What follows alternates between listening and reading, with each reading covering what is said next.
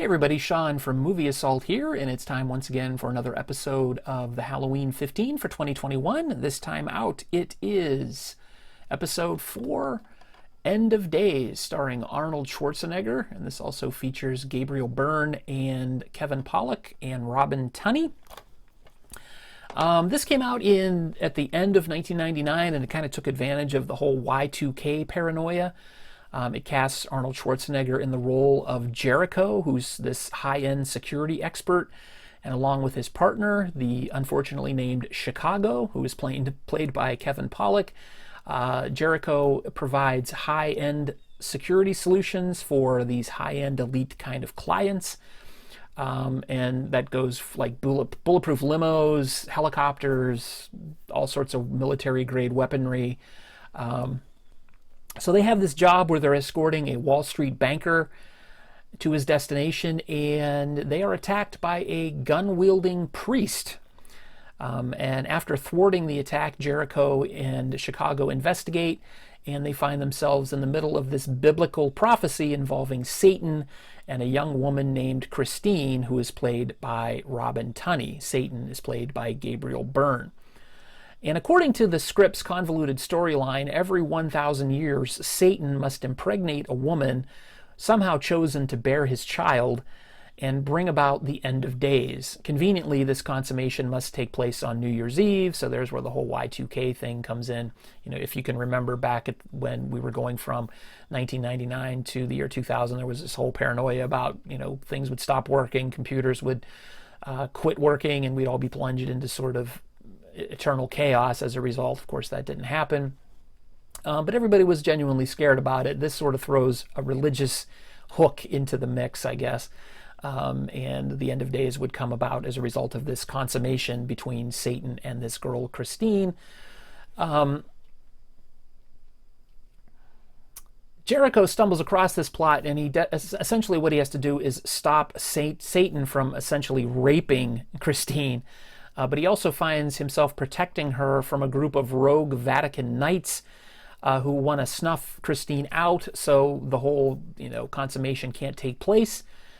And in other words, the end of days could have been called the Terminator versus Satan and the Vatican. But unfortunately, the filmmakers chose to go a semi-serious route. Although the script has a laugh or two at the expense of the inane plot, most of the action borders on the ridiculous, and the dialogue approaches the unintentionally hilarious. Only Gabriel Byrne straddles that line between clever and stupid with any kind of deftness, and he gives an appropriately hammy performance as Satan. Although he's credited as the man, there are no punches pulled in revealing who he truly is.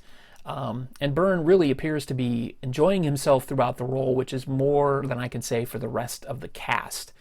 Schwarzenegger, who was coming off sort of a semi-retirement when this movie was released, he had heart surgery.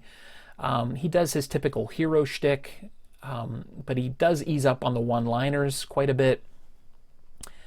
He actually takes quite a bit of damage in this movie, highly unusual amount of damage.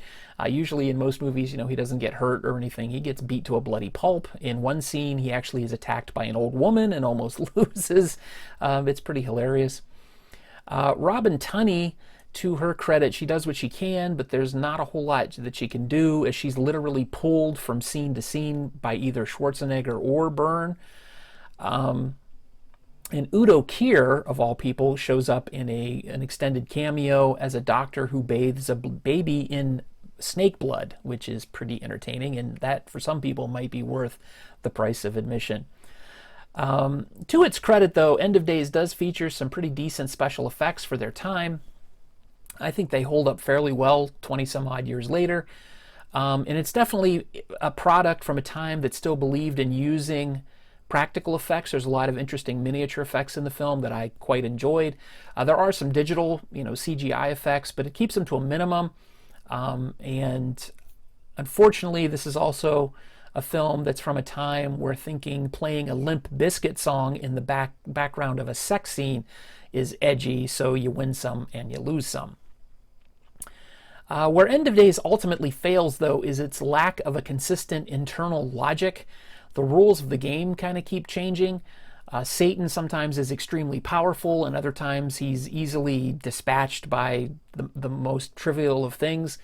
And it really just depends on, how much he needs to be delayed to set up another explosive action scene, or another ridiculous diversion is needing to take place. And all of these things happen. None of it serves the story whatsoever. So sadly, what could have been a fun action romp gets saddled with too much dourness and odd pacing. Arnie and the Devil really both deserved better. So my rating for End of Days is a 4 out of 10. Yeah, you can spend 2 hours and 3 minutes of your life much better than watching End of Days. But it is interesting if you're a Schwarzenegger fan seeing him in a horror type movie, which you don't see very often. So there you go.